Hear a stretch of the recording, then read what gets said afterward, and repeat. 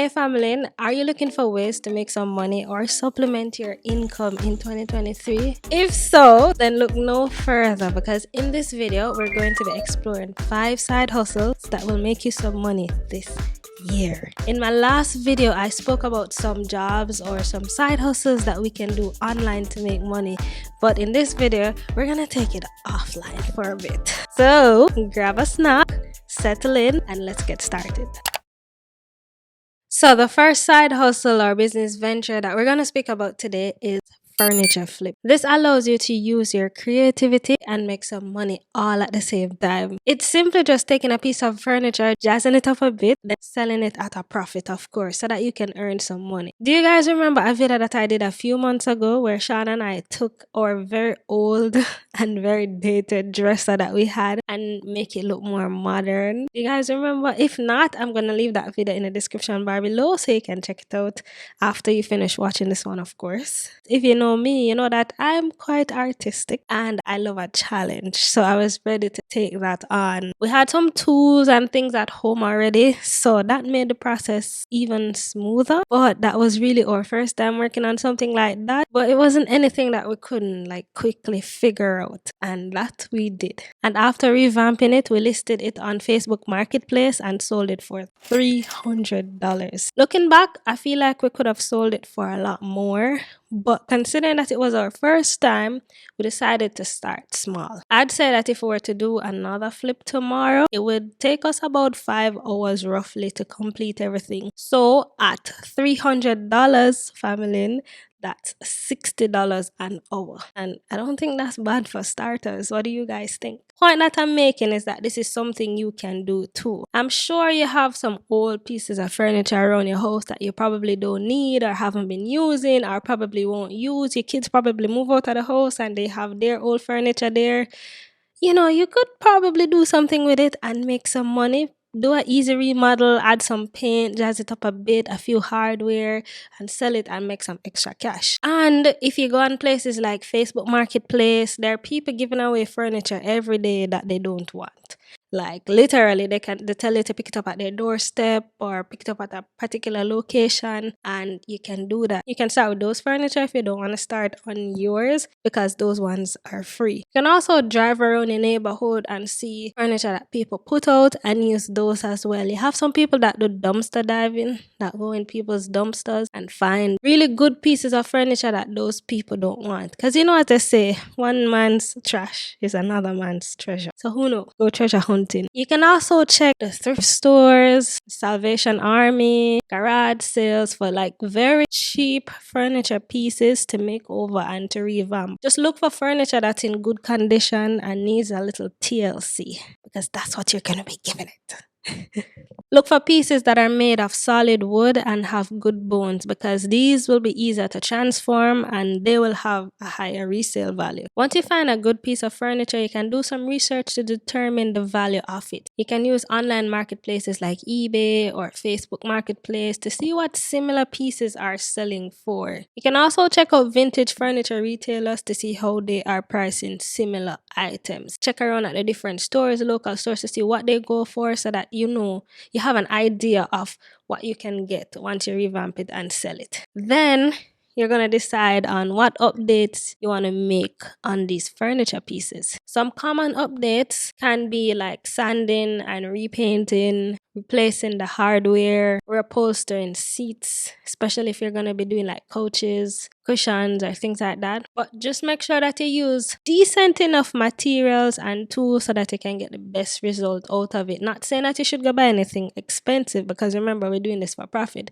But don't find the dirt cheapest material to use. Try to get something that is decent. You can do cheap and clean if you know that term, something that looks good, that's good, but it's not that expensive. Then once you've updated it, then it's time now to market your products. You can list it on places like Facebook Marketplace, on eBay, on social media, on Craigslist, etc. And when you do, just make sure that you take clear, high quality photos of the pieces that you've done to showcase its features. And I can can tell you from experience that people like things that have a story. So if you can showcase the process of you remaking it, revamping it, then you stand a higher chance of hooking someone with that story because they would have seen the love and the care that you put into it to get it to where it is. People buy a story. People buy from who they like. People buy things that are relatable, so don't be afraid to showcase the video. If you can do a video of it, how you've revamped it, then that'll be good for you. And I know this video is for jobs offline, but I want to point out that the work is actually offline because you're revamping the furniture and that's offline.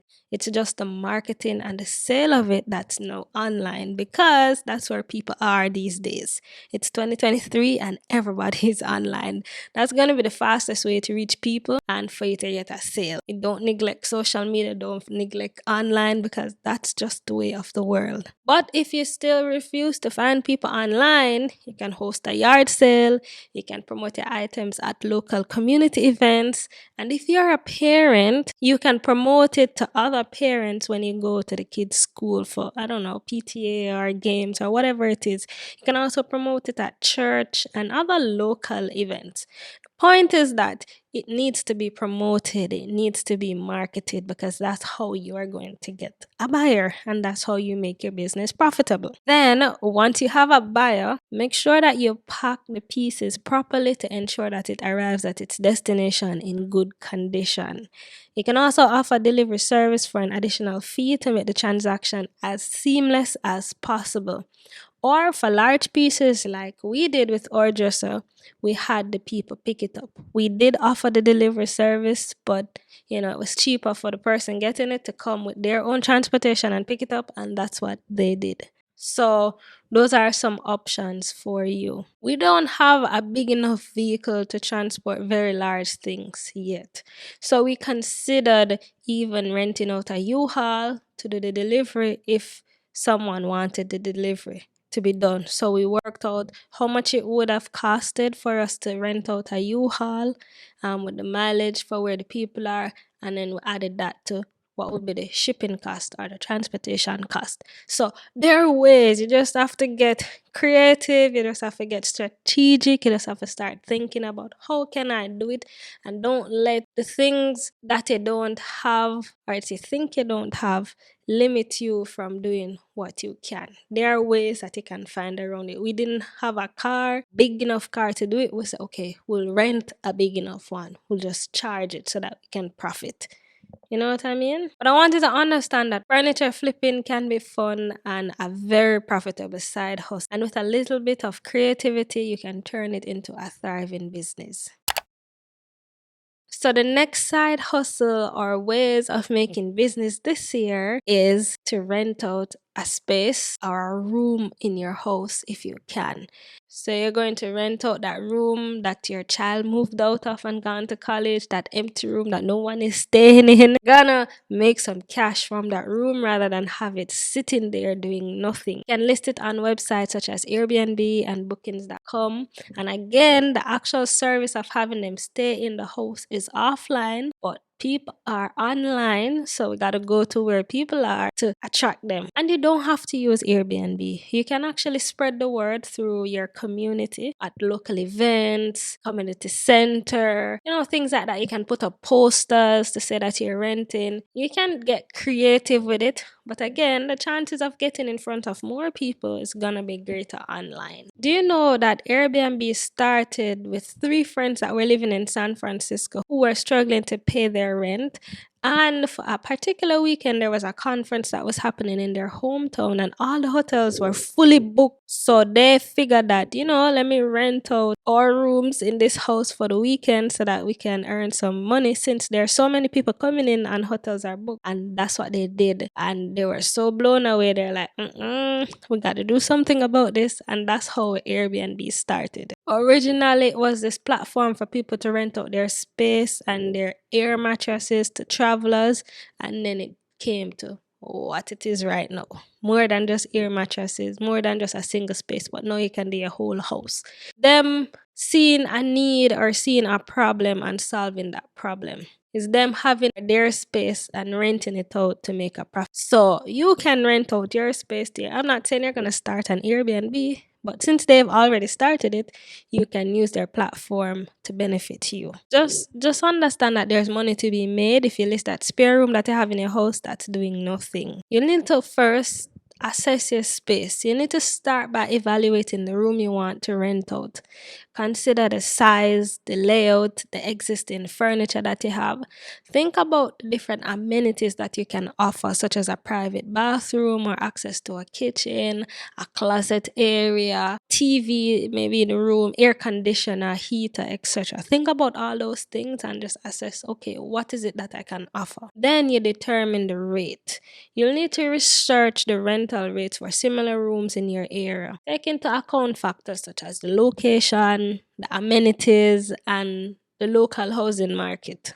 Make sure that you're pricing your room competitively to attract tenants. There are other people, maybe a neighbor next door that's renting out their space. Just try to get an idea of what they're renting it out for and what people are renting for. You can go on Airbnb and put in your area and see what those are going for. You can go on Google search and you'll find it. Then after you figure out what price you're gonna charge, create a listing. You can use again Airbnb to do it, bookings.com to do it, or you can advertise on classified websites such as Craigslist. You can also promote it in your community, put up posters, flyers, things like that, so that people know that you have this service to offer. Just make sure that the photos are very clear and you list exactly what it is that they're getting in the rooms or in that space. In some instances, we have houses that have a basement. You can also fix up that basement and rent out that space. Some of us have a garage. You can fix up the garage area and rent it out as a room, because some of those garages come with a little bathroom. You can either do some reno to expand the bathroom or just use that bathroom. Some people have a shed in their backyards. You can rent out the shed as a space. If you've been following my channel for a while, and especially last year, I've been touring so many Airbnbs here in the US, and it's just incredible the different things that people have transformed into living spaces, from shipping containers to sheds, things that makes you think like, wow. And the way they've done it and have been able to profit from it is incredible.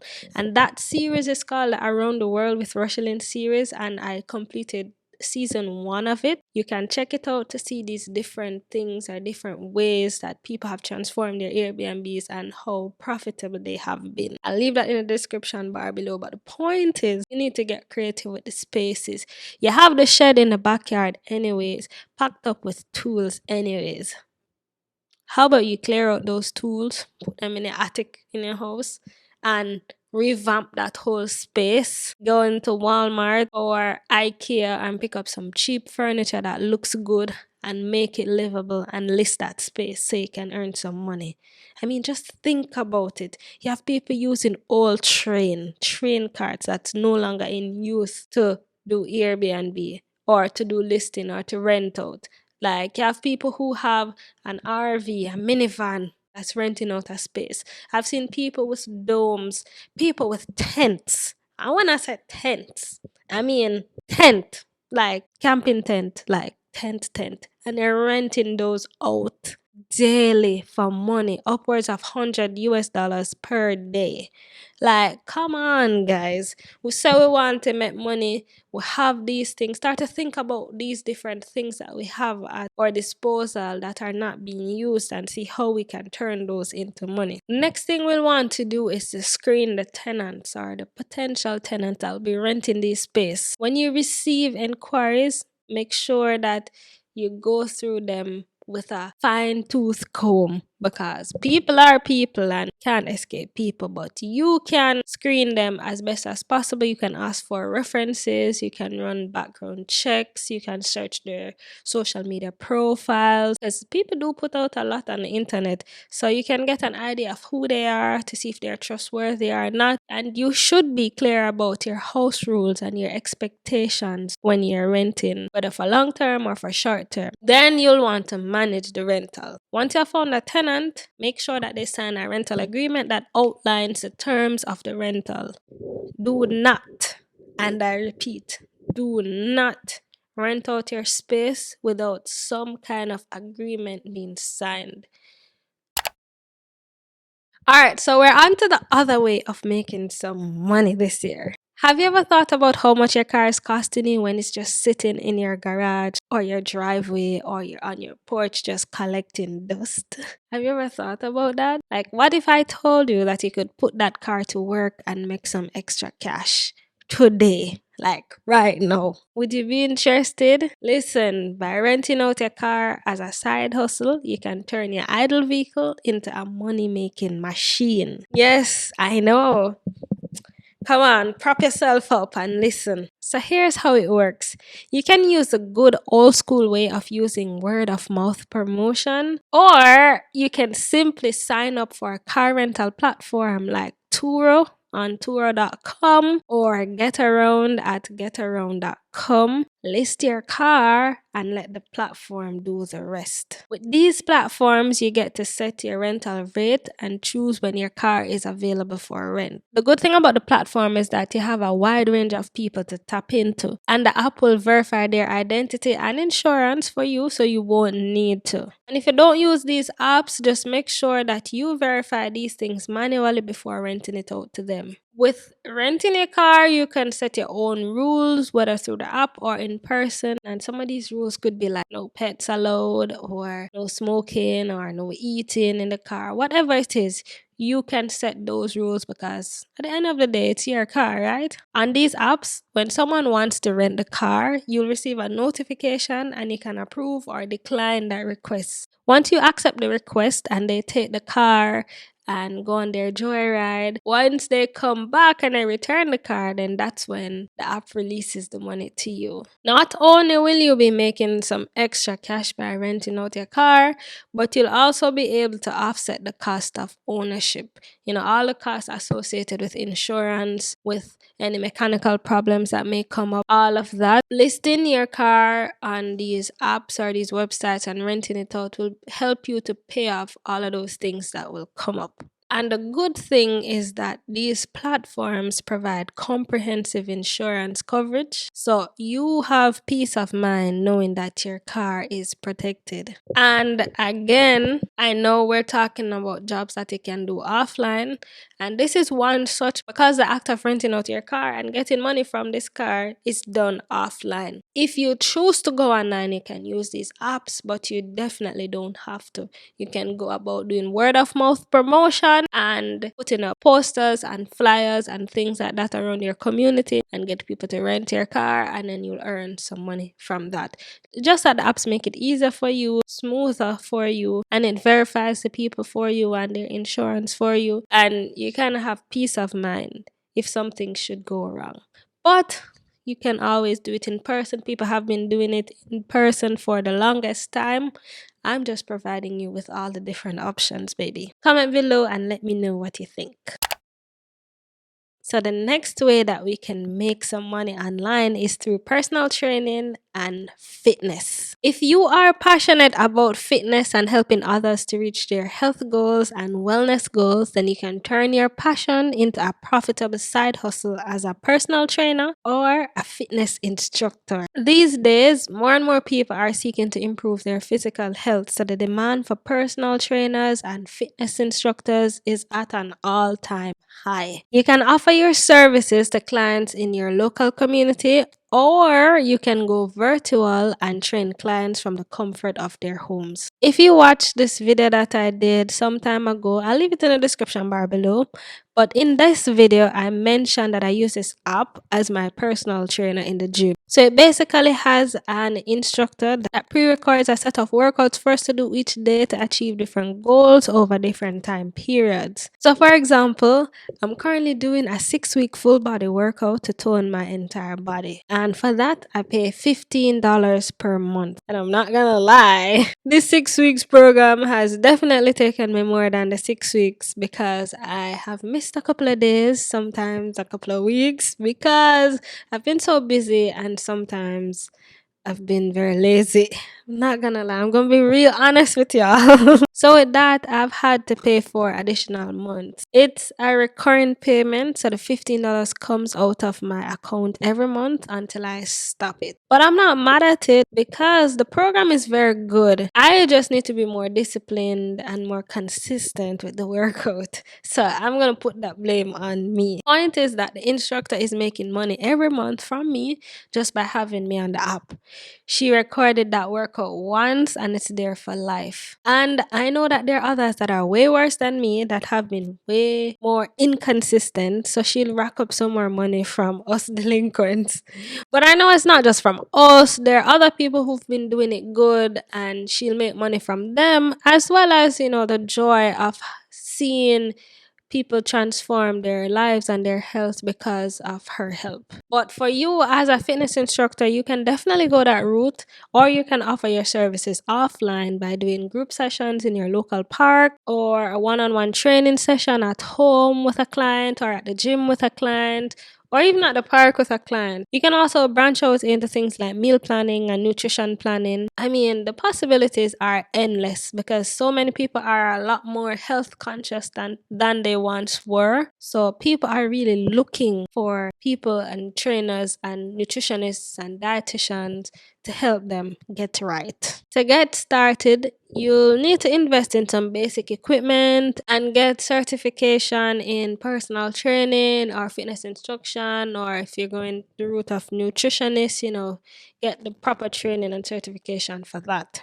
You can also specialize in specific areas of this, such as strength training or yoga, to kind of set yourself apart and attract a specific type of clientele. The best part about this side hustle, and a lot of these side hustles that I've mentioned before, is that you get to set your own hours and work as much or as little as you want. So it's really up to you. Whether you're looking to supplement your income or build a full-time business, the opportunities in personal training and fitness instruction, they're endless. There's so many. You just have to get creative, start to think about it, start to look at some people that have been doing it, see what they're doing, what you can do better, start to see what need is there that people have, what problem is there that you can solve, and just get to it.